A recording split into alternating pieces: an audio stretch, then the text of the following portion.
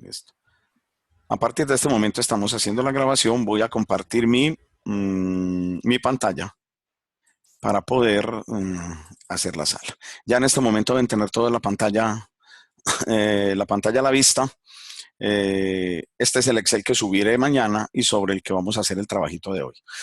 Lo que le estaba diciendo, vamos a trabajar una cosa que llama costos, estructura de costos de capital. La estructura de costos de capital es un asunto bien amplio, es un asunto bien denso, es un asunto que tiene muchísimos desarrollos. Durante las 2 semanas anteriores hemos hablado del CK, costo de capital. En la primera semana miramos cómo se calcula el costo de capital, dijimos que ese costo dependía de los costos internos, que ese costo dependía del costo de oportunidad externo. La semana pasada lo utilizamos para descontar los flujos libres, descontados, en fin. Ese costo de capital, para que podamos entender lo que vamos a hacer hoy, es un costo de capital de transcurso de la empresa. Me explico. Cuando ya la empresa empieza a operar o cuando ya empieza el año fiscal y la empresa empieza a utilizar sus recursos, se empieza a producir, se empieza a inventariar, se empieza a vender, se empieza a comprar. Entonces es un costo asociado a ese tipo de experiencia o ese tipo de ejecución o de desarrollo. Ahora, hay otra estructura de costo de capital bien interesante que es la complementaria, que es la estructura de la financiación inicial de la empresa. O sea, inicial es cuando voy a arrancar el periodo fiscal, no necesariamente cuando la empresa es nueva y va a arrancar. Inicial es o cuando la empresa nueva iba a arrancar, o inicial es cuando estoy terminando un año y voy a arrancar el año siguiente. Esa financiación nueva que yo necesito para operar, ¿cuánto me cuesta? O esa financiación nueva que yo necesito para garantizar toda la ejecución, toda la operación del año siguiente, ¿cuánto me cuesta? Por eso acá, entonces, cuando hablamos de costos de capital, entre paréntesis coloqué financiación inicial. Es la financiación complementaria. Luego esa financiación, comillas, va rotando. ¿Rotando en qué sentido? En que posiblemente los costos del capital del mercado cambian, en que posiblemente cuando se emiten acciones comunes y cuando se emiten preferentes, ya entran al mercado secundario y se van a empezar a comprar y a vender. Entonces, ya cambia la naturaleza y ya ahí entra a funcionar el costo de capital que la empresa va teniendo en la medida en que va ejecutando todas sus operaciones. Pero el que vamos a hablar ahora es el costo de capital inicial. Cuando un área de presupuesto va y le dice cuando un área de presupuesto va y le dice a su gerente, mire, para el año 2017, perdón, 2018, pongámosle 2018, nosotros necesitamos 50,000 millones de pesos para poder operar. La gran pregunta es de dónde vamos a sacar esa plata. O sea, ¿de dónde viene ese dinero y cuánto me cuesta esa financiación? ¿Por qué? Porque cuando el año fiscal cierra, 31 de diciembre, el estado de resultados cierra, arranca en ceros. Lo que no arranca en ceros es la otra que teníamos, que es el balance general. Recuerden que el balance es histórico. Entonces, en ese sentido, esa financiación de la que vamos a hablar es, bueno, si necesito los 50,000 millones, los 20,000 o los 30,000, lo que el área de presupuesto nos diga, la gran pregunta es, ¿de dónde saco esa plata? O sea, ¿cuáles son mis fuentes de financiación? Normalmente una empresa en Colombia, si es sociedad anónima, tiene 4 grandes fuentes. Ahora explico por qué. Puede hacer deuda, puede emitir acciones comunes, puede emitir acciones preferentes o puede retener utilidades. Dicho de otra manera, la empresa tiene 2 grandes fuentes. La deuda, que es pasivos, y la emisión de comunes preferentes y retención de utilidades se llama patrimonio. Porque cada que yo hago una de estas 3 cosas va a patrimonio. Digo que sociedades anónimas porque en Colombia solo pueden emitir por permiso de ley las sociedades anónimas. Las sociedades limitadas no pueden emitir por una medida que existe desde hace unos 17 años sobre control de capitales y lavado de dinero. En otros países del mundo sí emiten las sociedades limitadas y las anónimas, a pesar de que la limitada tiene, como su nombre lo dice, una limitación desde el punto de vista de los socios. Podría ampliar esa limitación y podría emitir. Eso lo hacen en otros países. Aquí no se puede. Vamos a suponer, para que podamos mirar todo el ejemplo, que esta empresa puede hacer las 4 cosas. Colombia está lleno de sociedades anónimas, no solo las que están en bolsa de valores son las sociedades anónimas del país, no. Hay muchas otras compañías por fuera que son sociedades anónimas y no han emitido. Ejemplo, Familia.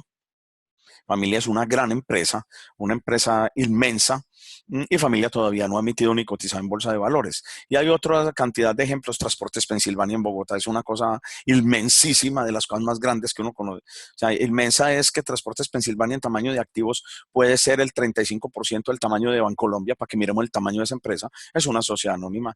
Aquí en Antioquia, por ejemplo, Sotra Urabá, Sociedad Transportadora Urabá, es una sociedad muy grande, sociedad anónima. Aquí en Antioquia, por ejemplo, lo que pasa es que la mayoría en Antioquia son propiedad del sindicato, pero todas estas empresas del transporte no. Por ejemplo, Transportes Gómez Hernández también es una gran sociedad que podría emitir. O sea, que hay muchos ejemplos en el país. Entonces, acuérdate que en la Bolsa de Valores nuestra solo hay 49 emisores en este momento. De esos, o sea, 49 emisores que han emitido acciones en algún momento. Entonces vamos a suponer que esta empresa, que se llama X, AAA, va a financiar su operación y lo va a financiar de la siguiente manera. Necesita 1.000.000.000 de pesos para operar dentro de un año, o sea, para operar al año siguiente. Y el gerente ha presentado a la junta directiva, eso es responsabilidad del gerente, después de que sus financieros y después de que sus asesores le han hecho los cálculos, ha dicho, vea, para yo conseguir estos 1.000.000.000, voy a emitir 200 millones de pesos en acciones comunes. De una vez, esto que pagará dividendos de 450 pesos por acción, que tiene unos costos, ahora explico qué significa costos de flotación, de 60 pesos, y se van a emitir a 3.200 pesos por acción. Y se espera que crezcan al 2.8% anual. Cuando una empresa va a emitir acciones en Colombia, es obligación que haga una cosa que se llama prospecto, y el prospecto lo suba a la bolsa de valores y lo mande a Superfinanciera. Todos estos datos van en el prospecto. Debe decir cuánto cuesta la emisión, debe decir cuáles serán los dividendos iniciales que piensa pagar, debe hablar de cuáles son los costos de flotación, debe hablar de cuál es el precio que esas acciones va a tener para negociarse y a cómo espera que los dividendos crezcan al año. O sea, ese informe lo debe mandar la empresa. Eso no se mide, ni se calcula, ni se diseña. La empresa es la que debe mandar en el prospecto todos estos datos para que la Superfinanciera y a su vez la Bolsa de Valores de Colombia apruebe la emisión. ¿Qué es un costo de flotación? El costo de flotación es el costo de producción de una acción. Me explico. Cuando una empresa va a emitir acciones y le dan permiso, esa empresa tiene que pagar un impuesto a Superfinanciera por el derecho a emitir. Esa empresa tiene que pagar en la bolsa de valores un alquiler del espacio físico y electrónico para que sus acciones se negocien allá. Una empresa tiene que pagar a una cosa que llama DECEVAL, Depósito Central de Valores, donde en Colombia por ley se custodian todos los títulos para que de ahí en adelante esas acciones sean custodiadas como un título o valor en DECEVAL. Entonces, la papelería en la que se emiten las acciones inicialmente, aún ese mundo no ha llegado al mundo de la virtualidad, aún no es un papel electrónico. Ese papel es un papel con un sello y con unas características especiales. Tiene un costo, tiene un valor, por el que la empresa tiene que pagar. Todas esas vueltas, todos esos papeleos, todos esos impuestos, todos esos derechos se llaman costos de flotación. Listo. Entonces, esta empresa, además de emitir 200 millones en comunes, emitirá acciones preferentes. Las preferentes son unas acciones distintas a las comunes. La gran diferencia, para que me entiendan la posición, es que las acciones comunes, su accionista tiene derecho a voto. De las acciones preferentes, los accionistas no tienen derecho a voto. Esa es la gran diferencia de las dos. No tiene derecho a voto el accionista preferente. ¿Por qué? Porque el accionista preferente, por norma, siempre se le tienen que pagar dividendos cada año, independiente de que la empresa gane o pierda. Mientras que en la emisión de comunes, cuando yo compro las acciones, si la empresa pierde, a mí no me pagan dividendos, yo tengo pérdida. Pero si la empresa gana, a mí me pagan dividendos. En cambio, las preferentes, desde que se emiten y se manda el prospecto con los datos a Superfinanciera y a la Bolsa de Valores de Colombia, se debe decir cuál es el dividendo que va a pagar inicialmente e incluso debe definir cómo va a crecer ese dividendo y cuánto va a pagar cada año. Por eso es que los accionistas, cuando compran acciones preferentes, ellos ya saben que esa preferencia que tuvieron de que siempre les van a pagar dividendo, independiente de que la empresa gane o independiente de que la empresa pierda, tiene un castigo, y ese castigo es que no tienen derecho a voto. Eso sucede así en Colombia, en todas las partes del planeta. La diferencia entre común y preferente es la misma en cualquier parte. Entonces va a emitir 200 en comunes, va a emitir 400 en preferentes, por las que va a pagar un dividendo de 750, con unos costos de flotación iguales a los de las comunes. Y las preferentes, obvio, tienen un precio un poquito más caro. Normalmente cuando se emite una acción preferente vale más que la común. Ya en el mercado, como el mercado cuando ya se vende en bolsa de valores es producto de lo que ustedes en economía veían con número de oferta y demanda, ya esos precios fluctúan de acuerdo a oferta y demanda. Pero inicialmente, normalmente, unas acciones preferentes son más costosas que una acción común. La otra opción, entonces me está diciendo, por aquí van 200, por aquí van 400, van 600, va a retener utilidades por 150 millones. Otra de las grandes fuentes de financiación son los recursos propios. Los recursos propios son los que los accionistas, que son los únicos dueños, tienen en la utilidad neta. La empresa puede proponer de esa utilidad neta hacer una retención. Bueno, la utilidad neta de ustedes este año es de 500 millones de pesos. Yo propongo como gerente retener 150. De ahí nace toda la política y toda la teoría de los dividendos de Modigliani y Miller, que vamos a trabajar la otra semana un poquito en la sala, que vamos a hacer de todo lo que es política de dividendos y recompras. Entonces el tema de la retención de utilidades se va a entender mejor dentro de 8 días. Por ahora, ¿qué me interesa? Que sepan que retener utilidades es una de las fuentes de financiación, es recursos propios. Cuando uno dice, me financio con recursos propios, ¿la misma empresa pone plata? No, eso es absoluta mentira. Una empresa no pone plata porque no tiene. ¿De dónde sale la plata? De la retención de los socios. Una empresa como tal es los activos, la empresa por sí misma no. Yo puse plata, eso es falso. Los recursos propios son los que los accionistas permitan que se retengan. Y cuando otros compran comunes y preferentes, ya todo eso va al patrimonio y entonces ya esos accionistas se vuelven parte de la empresa. Pero cuando dicen, no, es que la misma empresa va a poner, no, porque la empresa no tiene plata. La empresa tiene unos activos representados en activos fijos. Entonces la empresa realmente no tiene plata, son tres personas diferentes, activo, pasivo y patrimonio. Entonces, esta empresa 200 millones por comunes, 400 millones va a emitir preferentes, 150 va a retener y va a ser deuda en el mercado financiero de 250 millones a un costo del 12% efectivo anual. Listo. Y ahora hay otra opción. Hay un dato que después van a ver para qué me sirve, lo voy a explicar después. Dice, en el mercado financiero, la mejor inversión que podría hacer un socio, o sea, ya en el mercado financiero o en el mercado de capitales, es invertir en unas acciones de una empresa que se llama Triple B, que cuestan 4.500 por acción y pagan dividendos de 395 con crecimiento del 2% anual. Van a ver esta fuente para qué sirve. Entonces, emitimos por aquí, o sea, 250 realizamos en deuda, más 150 de retención son 400, más 400 de preferentes son 800, más 200 de comunes, van a obtener una financiación de 1.000 millones de pesos. La junta directiva le dice al gerente, listo, para muy claro, gerente, nosotros necesitamos que nos diga cuánto nos cuesta esta financiación, porque el crédito tiene un costo de 12%. Pero los accionistas necesitan saber el resto de la financiación, cuánto cuesta. Es que cuando alguien compra las acciones de mi empresa, yo vendo acciones por 200 millones en el mercado, a mí me entra esa plata y ese señor tiene unas acciones, pero yo estoy utilizando la plata de un señor que llama socio. Eso es una deuda interna. Eso tiene que tener un costo. Igual que el banco me alquiló su dinero provisionalmente un tiempo, el socio me entregó su dinero para trabajar. Entonces eso tiene que tener un costo para la empresa. A eso me refiero. Vamos a definir entonces en general cuánto le cuesta a la empresa financiarse con esta forma. Deuda 250, comunes 200, preferente 400 y retención de utilidad 150. Eso se hace a través de 4 fórmulas básicas, simples y sencillas. Una fórmula que llama el costo de la deuda después de impuestos, otra fórmula que llama el costo de emitir comunes, otra que llama el costo de emitir preferentes y otra que llama el costo de retención. Dicho de otra manera, se le mide el costo a cada una de estas cosas y simplemente después se hace un ejercicio matemático que ustedes deben tener bastante claro que llama promedio ponderado. Promedio ponderado es simplemente un promedio que no es el promedio lineal porque hay valores distintos. Después simplemente haremos un promedio ponderado para saber cuánto cuesta. Entonces, repito, la ciencia está en que voy a calcular cuánto me cuesta la deuda, cuánto me cuesta emitir comunes, cuánto me cuesta emitir preferente y cuánto me cuesta retener. Y eso se hace a través de 4 expresiones. ¿Cuánto me cuesta? Vamos a llamar, aquí no lo digo, pero ustedes lo van a tener grabado en el video. KD sub T, costo de emisión de deuda después de impuestos. El costo de la deuda antes de impuestos ya lo tengo, es 12%, obvio. Pero a mí me interesa saber después de impuestos porque las deudas son susceptibles. O sea, yo hago la deuda porque la deuda es susceptible de grabar de impuestos. Entonces, a mí me interesa es, después de pagar los impuestos, realmente cuánto me costó. ¿Por qué? Porque la deuda va en el gasto financiero y después aparece la utilidad antes de impuesto y pago el impuesto. Entonces la deuda es susceptible de impuestos, por eso se calcula el costo después de impuestos. El costo después de impuestos, que es K de sub T, se calcula como el costo de la deuda restándole los impuestos, o sea, 1 menos T.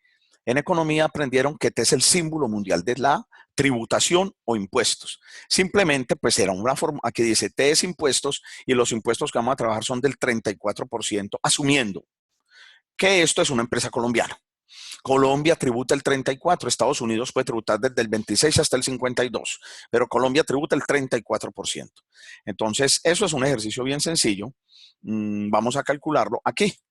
La formulita dice que es K sub D, 12% por 1 menos, y los impuestos son del 34%. Listo. Y ya tengo lo que me vale la deuda después de impuestos. ¿Por qué le saco el impuesto? Porque es que una parte no es mía. Porque la deuda es susceptible de grabación de impuestos y se hace en los estados de resultado, la deuda está antes de pagar el impuesto. Entonces, el costo de la deuda después de impuestos es de 7,92%. Costo de emitir comunes. A mí me enseñaron, y creo que a todos alguna vez, puede que algunos se acuerden más, que para yo hacer un indicador costo-beneficio, un indicador financiero, normalmente debo relacionar, o sea, un indicador financiero costo-beneficio significa que debo colocar, debo hacer una expresión donde en el numerador haya una cosa, en el denominador otra. Me explico. Para relacionar variables financieras y tomar decisiones, la mayoría de los indicadores hacen un indicador que en general es costo-beneficio, beneficio-costo. Colocan la variable que representa el costo o el beneficio en el numerador y la otra en el denominador. Pues bien, nosotros estamos tratando de mirar el costo de emitir comunes. Entonces, el costo de emitir comunes se llama K sub E, costo de capital común. ¿Cómo se calcula? ¿Cuáles son los costos que genera emitir unas acciones comunes? Una cosa que se llama dividendos. ¿Y cuáles son los ingresos que le genera a la empresa la emisión de comunes? La plática que le entra por la venta de las acciones, y esa plática se calcula como el precio, pero a ese precio, para poder tener el precio neto, le tengo que restar el costo de flotación. Y a todo eso se le suma una tasa de crecimiento, porque como son acciones comunes y como yo no sé realmente si la empresa va a ganar o a perder año por año, tengo que sensibilizar esta expresión con una variable que llama G, tasa de crecimiento del dividendo. ¿Por qué? Porque yo no sé si el año siguiente sube, si el año siguiente baja, porque como son acciones comunes, yo nunca sé, primero, si voy a ganar o a perder, y segundo, cuánto me voy a ganar en cada periodo.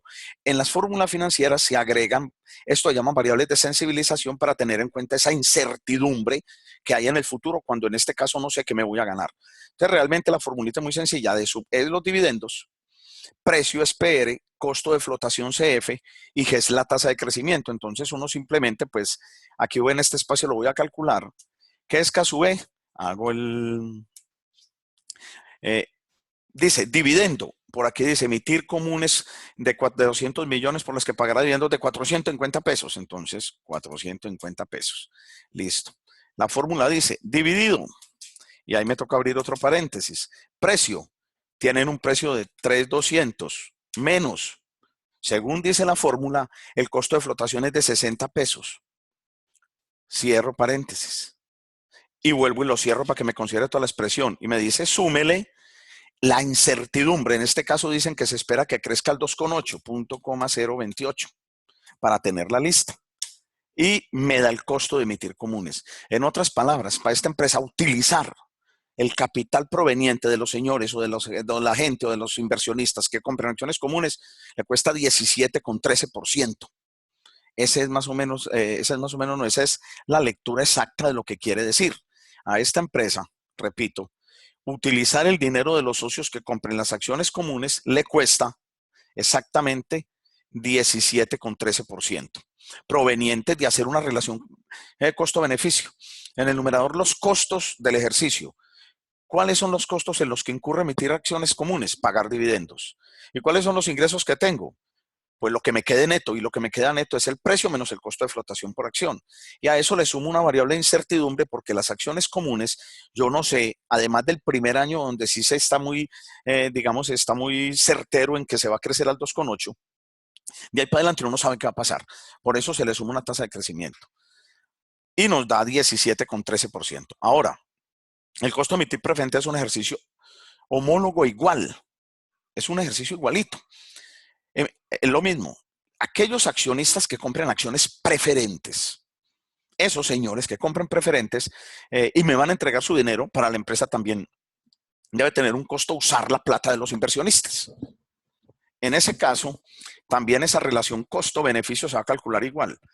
¿Qué es cuáles son los costos que le genera la empresa, los egresos que genera la empresa emitiendo acciones preferentes? Una cosa que llamamos de subpe, dividendo preferente.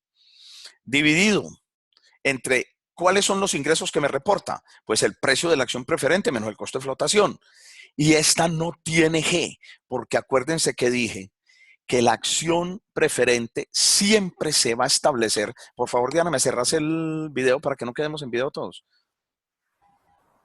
Ciérrame la imagen, por favor, porque si no quedamos en video. Bueno, entonces esta acción preferente, no, yo Diana, esta acción preferente no tiene no tiene tasa de crecimiento por una razón sencilla, porque yo nunca, en la acción común, yo nunca sé que voy a ganar o perder, pero en la preferente siempre sé, gracias Diana, siempre sé que voy a ganar, entonces no necesita sensibilizarse con ninguna variable. Por eso la fórmula es mucho más sencilla. Bueno, la fórmula simplemente es los costos que se representan en los dividendos y los ingresos. ¿Cuáles son los ingresos? Lo que me queda después, precio menos los costos de flotación, que se asumen, como dijimos ahora, que son los costos de producción de la acción. Entonces, en este caso, el asunto se hace más sencillo. Dividendo preferente, según el ejercicio, me dice que el dividendo preferente es de 750 pesos. 750, según la formulita, dividido, abro paréntesis, precio de la acción preferente, 4.780 pesos, menos, y dice que tiene el mismo costo de flotación de la acción común. Y tengo el costo de emitir preferentes. Para esta empresa, que los accionistas compren acciones preferentes, o sea, acciones sin derecho a voto, pero con una garantía de que siempre van a tener dividendos, y que la empresa use su dinero, a la empresa le cuesta 15,88%. Y nos queda una cosa que se llama el costo de retención. Ese costo de retención es bien interesante. Hace unas 2 semanas en el video sobre costos de capital, le enseñé a calcular una cosa que se llama el CAPM. En el CAPM dijimos que el CAPM era lo que el mercado financiero está pagando, o sea, la renuncia que hace un socio por poner su plata en la empresa y dejar de invertir afuera. O sea que el CAPM es un costo de oportunidad. Recuerden que lo vinculamos al C sub K. Ese era el RF más el beta multiplicado por la diferencia. Pues bien, este costo de retención de utilidades podría ser el CAPM. O sea, en vez de K sub S, podría ser CAPM. O hay otra versión. Esto podría ser K sub S o hay otra versión y otro modelo que se llama el costo de retención de utilidades K sub S. Este costo de retención de utilidades, ¿qué es entonces? Es el sacrificio que hace el socio por poner su plata aquí y no ponerla afuera. El mismo criterio, el mismo concepto de lo que llamamos CAPM, que está trabajado de dos formas distintas. Obviamente no da lo mismo. El CAPM considera la renta fija del mercado, acuérdense, considera la renta variable, considera los riesgos. Este no considera eso.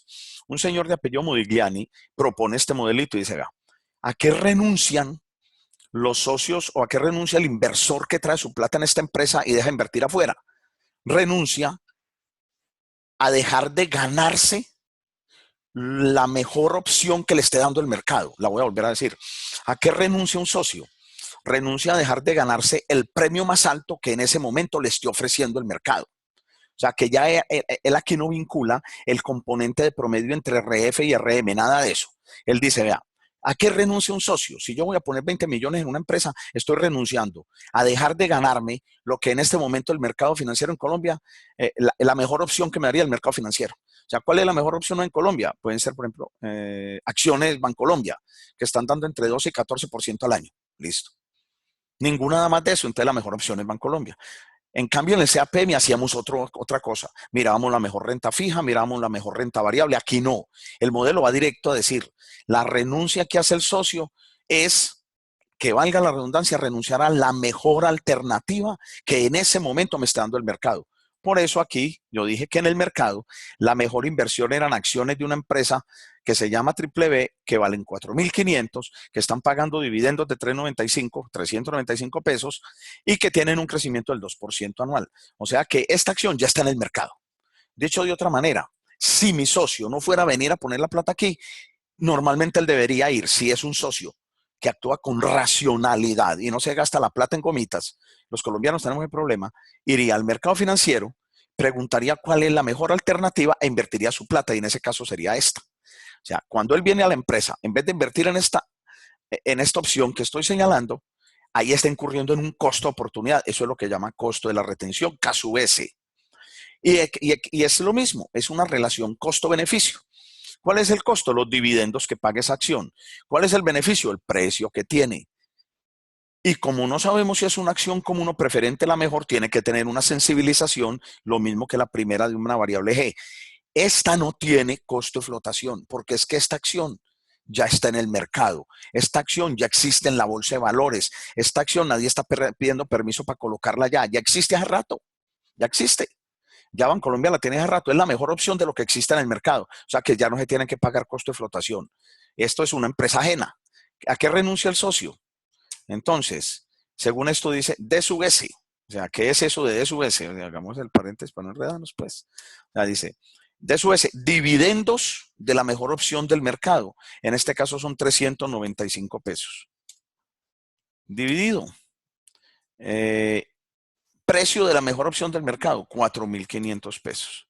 Cierro paréntesis, me dice, súmele la tasa de crecimiento anual que tiene esa variable. Esa variable tiene una tasa de crecimiento del 2%.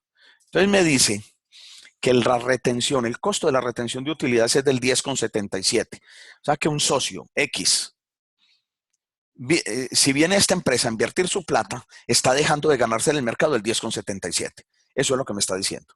Por eso es el costo de retener utilidades. Cuando yo convenzo a los accionistas, señores, vengan, dejen que su plata que es suya, la retengamos para operar en la empresa, esos señores están dejando de ir al mercado a ganarse 10,77. Por eso se vuelve un costo. Que este sería el premio que paga el mercado en este momento, el mejor premio. El mejor premio, cuando yo no lo hago, se vuelve para mí un costo de oportunidad. Eso es lo que quiero decir aquí. En definitiva, tengo las 4 opciones: costo de deuda después de impuestos, costo de emitir comunes, preferentes y costo de emitir una cosa que se llama costo de retención de utilidades o costo de la mejor opción de mercado. Esos costos los voy a pasar para acá. En este cuadrito donde están las fuentes voy a pasar costo de la deuda, voy a buscar el costo de la deuda después de impuestos, lo voy a poner por aquí, costo de la deuda después de impuestos. Costo de emitir comunes, voy a mirar el costo de emitir comunes, lo voy a copiar arriba.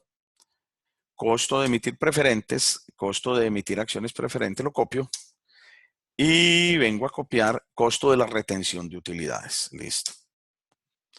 ¿Por qué los copié? Para poder, acuérdense que la finalidad inicial es establecer o definir en promedio cuánto le cuesta a la empresa financiarse. Cuando necesita 1.000 millones, de esta manera. Ya sabemos cuánto le cuesta individualmente. Esto es lo que le cuesta individualmente. ¿Cuánto le cuesta en promedio? Es lo que vamos a hacer. Entonces, esta es la financiación. Vamos a construir una columnita que se llama participación. La participación, o lo que se denomina en la teoría financiera el famoso W, es la proporción de cada forma de financiación respecto al total. Repito, es la proporción de cada forma de financiación respecto al total. Es la proporción de cada forma de financiación respecto al total. O sea que para sacar eso, pues la proporción se hará muy sencilla. La proporción se hará simplemente haciendo esto dividido 1.000 millones. O sea, me voy a financiar el 25% con deuda. Me voy a financiar contra la total el 20% con comunes. Me voy a financiar el 40% con preferentes y me voy a financiar seguramente el 15%, si no ha cambiado la norma, el 15% con retención de utilidades. Esta participación es eso. Cada fuente de financiación, cómo participa en el total. Esta con el 25%, esta con el 20%, esta con el 40%, esta con el 15%. ¿Qué es el promedio ponderado? Entonces, ¿yo qué voy a hacer? Individualmente, cada una tiene este costo. La participación de cada una es esta. Entonces, lo que ya acto seguido se calcula es, bueno, en definitiva, ¿cuánto le cuesta a esa empresa financiarse con esas cuatro cosas? Eso se llama promedio ponderado del costo de capital. Llame PPCC, promedio ponderado de los costos de capital. Es nuevo porque es de la financiación inicial. Eso se hace a través de una funcioncita para evitar los carretas, una cosa que se llama suma producto.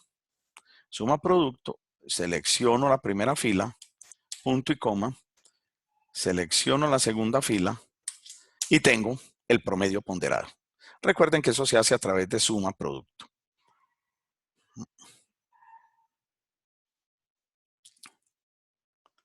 Entonces,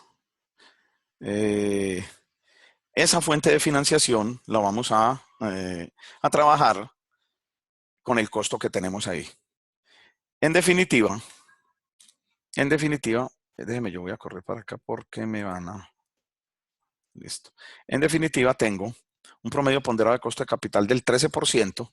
Entonces, a esta empresa financiarse con deuda, con emisión de comunes, emisión de preferentes y con retención de utilidades, me está costando en promedio 13%, 13,38, 13,40% para financiación inicial. Eso es lo que llama promedio ponderado de los costos de capital.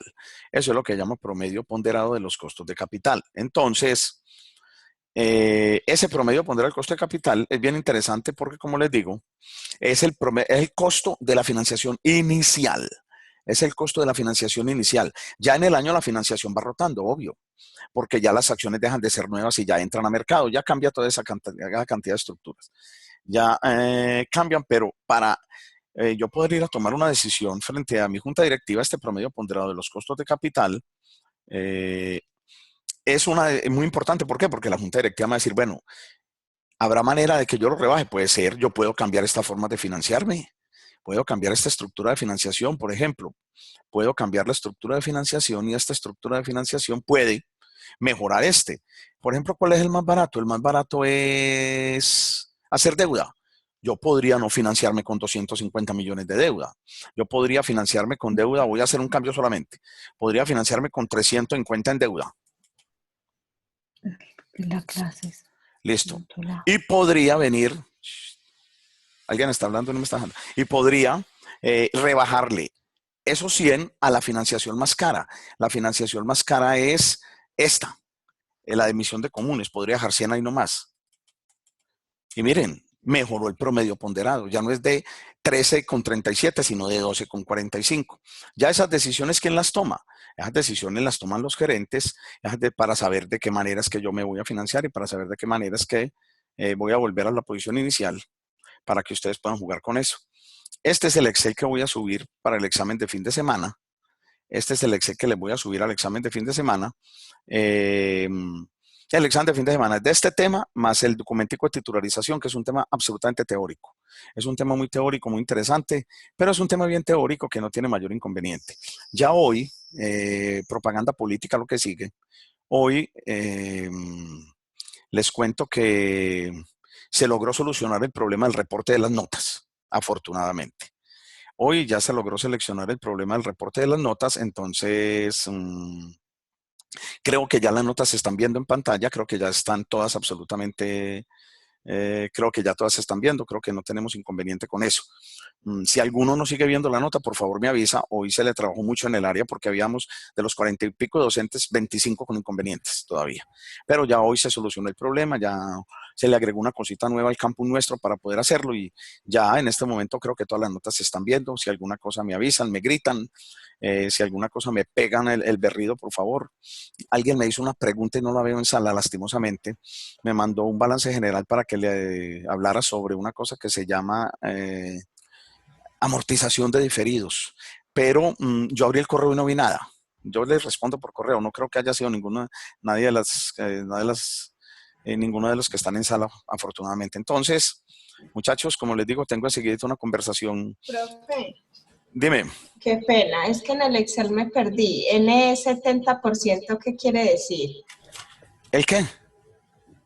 En el Excel decía NE70%. Ah, no, eso es una cosa que se llama nivel de endeudamiento, que alguien me dijo que el nivel de endeudamiento es lo que ustedes estudiaron en contabilidad, pasivo total sobre activo total, para ver si esa empresa debe mucho o no. Mira, si te paga el nivel de endeudamiento, okay. El nivel de endeudamiento es, yo no traje sobre de nivel, lo voy a borrar para que no enrede. Listo. Ya lo borré. Dime. Qué pena, es que la semana pasada cuando estábamos hablando del PER, decías que uno ingresaba a Google y buscaba PER de la empresa tal y que el de una lo buscaba. Yo estaba buscando el de mi empresa. ¿El qué? ¿El qué? El PER.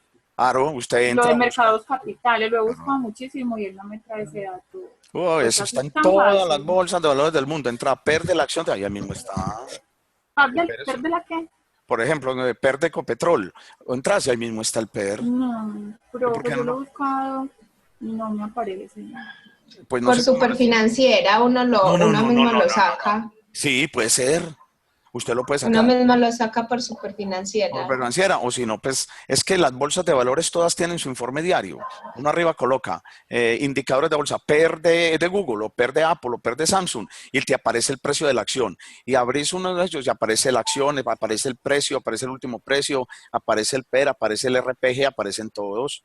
De pronto es que está apareciendo. Y si no, yo lo puedo calcular. ¿Será que lo puedo calcular como nos explicaste buscando las acciones y los dividendos? Claro, usted lo puede calcular. Es que el PER es la relación precio-dividendo. Calcúlela como el precio de la acción contra el dividendo que pagó. Claro que lo puede hacer totalmente.